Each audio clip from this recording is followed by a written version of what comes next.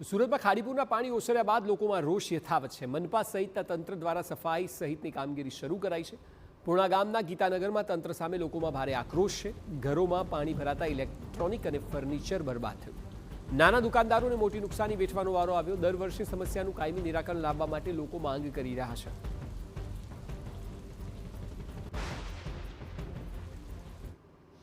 पूरा मेरा इलेक्ट्रॉनिक सामान था, टीवी, ये सिलाई मशीन सब अभी लिए ही थे, पूरा बिगड़ गया। हर साल पानी आता, हर साल राशन वासन जितना था ये सारा सामान मेरा बिगड़ गया, पानी में डूब गया। टाइम ही नहीं मिला, अचानक इतना पानी आ गया कि कितना सामान कहाँ रखे, खाने के इतने पड़ गए, सारे के सारे बैग है, सारे बह के बाहर जा रहे थे। और हर साल यही होता है, तो सरकार से निवेदन है कि प्लीज़ हम लोगों के लिए कुछ करे।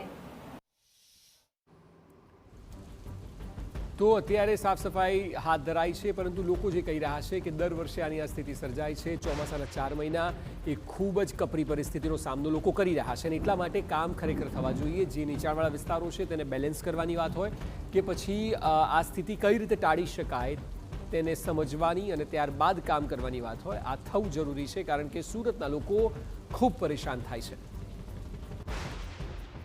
પૂર દર વર્ષે આવે છે, સરકારના વાયદા હોય પણ કોઈ દિવસ વાયદા પૂરા થતા જ નથી।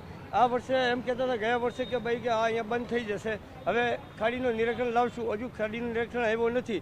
આ જો આખી દુકાન ભરાઈ ગઈ છે, 3-3 લાખ 4-4 લાખ રૂપિયાના એક દુકાનની અંદર નુકસાન થઈ ગયું છે।